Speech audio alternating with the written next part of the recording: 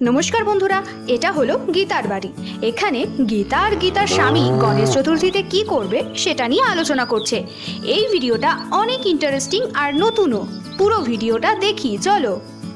শোনো, আজ আমরা গণেশ ঠাকুরের মূর্তি বানাবো, আর গণেশ চতুর্থীর জন্য যা যা লাগবে সেগুলো সব নিয়ে আসবো। হ্যাঁ গীতা, পরিবেশ বাঁচানোর জন্য আমরা এবারে গণেশের মূর্তি মাটি দিয়েই বানাবো। হ্যাঁ ঠিক আছে গো, কিন্তু কিন্তু হ্যাঁ কিন্তু কিন্তু কি করছো, কি বলছো ভালো করে বলো গীতা। কিন্তু জুনুর তো শুধু মাটির মূর্তি ভালো লাগে না, ওর তো ওই রং বেরঙের মূর্তি ভালো লাগে। মাটির মূর্তিতে কি ভগবান নেই গীতা? কিছু হবে না, অনেক সুন্দর গয়না বানাবো, তখন ও খুশি হবে। আচ্ছা ঠিক আছে, চিন্নি মুন্নি কোথায়, এখনো এলো না যে? আবার ওদের কেন? ওরা আসলেই তো জুনুকে ঘুমোতে দেবে না, বদমাইশি করবে। উৎসবের দিনে বাচ্চারা বাড়িতে না থাকলে কি ভালো লাগে বলো? আর বাচ্চারা তো গণেশ চতুর্থী পছন্দ করে, ওদের সবাইকে প্রসাদ দিতে হবে, আর ওরাও তো পুজোর কাজ করে। হ্যাঁ গো, তুমি তো ঠিকই বলেছ। কাকু কাকিমা, আমরা চলে এসেছি। আরে বাচ্চারা, এসে গেছো? তাড়াতাড়ি এসো, জুনু একা আছে।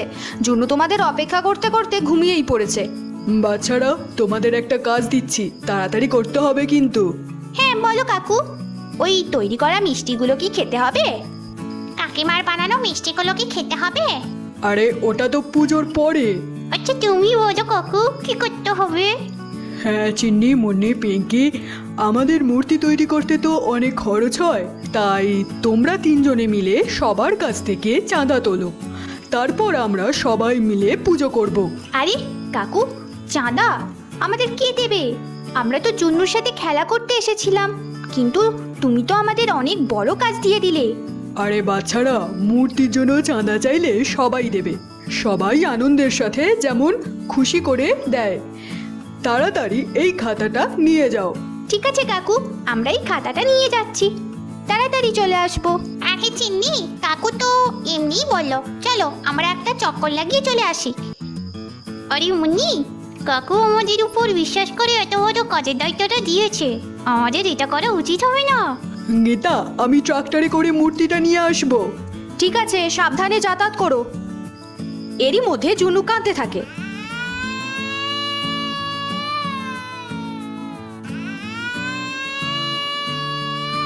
গীতা, জুনু কাঁদছে, তুমি ওর কাছে যাও।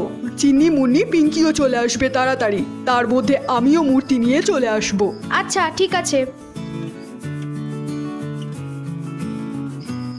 রাধা কাকিমা, রাধা কাকিমা, আমরা গণেশ পুজোর জন্য চাঁদা নিতে এসেছি। ঠিক আছে বাচ্চারা, এ নাও 100 টাকা।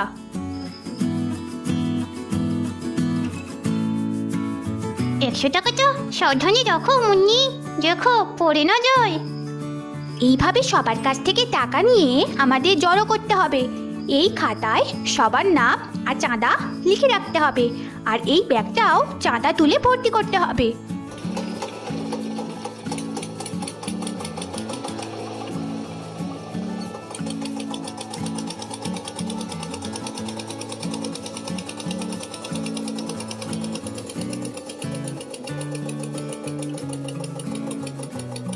আরে গণেশ ঠাকুরের মূর্তি চলে এসেছে। এ বাবা, বাচ্চারা তো এখনো এলো না, কোথায় গেল ওরা? গীতা কাকিমা, আমরা চলে এসেছি, চলে এসেছি। গীতা কাকিমা, আমরা চলে এসেছি, চলে এসেছি। গীতা কাকিমা, আমরা চলে এসেছি, চলে এসেছি। গীতা, চিন্নি মুন্নি পিঙ্কি, মূর্তিটা কেমন হয়েছে বলো তো? তোমাদের পছন্দ হয়েছে তো? হ্যাঁ কাকু, একদম সুপার হয়েছে। হ্যাঁ কাকু, একদম সুপার হয়েছে। হ্যাঁ কাকু, একদম সুপার হয়েছে। হ্যাঁ বাচ্চারা, আজ সন্ধেবেলায় স্টেজ বানিয়ে পুজো আর কীর্তনের ব্যবস্থা করব আমরা, ঠিক আছে? হ্যাঁ কাকিমা ঠিক আছে, আমরা সন্ধেবেলাতেও তাড়াতাড়ি চলে আসবো। হ্যাঁ কাকিমা ঠিক আছে, আমরা সন্ধেবেলাতেও তাড়াতাড়ি চলে আসবো। তাহলে বন্ধুরা, এটা ছিল আজকের ভিডিও। গণেশ ঠাকুরের পুজোর গল্প পরের ভিডিওতে তোমরা দেখতে পাবে। আমাদের এই ভিডিওটা ভালো লেগে থাকলে অবশ্যই লাইক করো, আর চ্যানেলটা সাবস্ক্রাইব করতে ভুলো না যেন। Thank you for watching.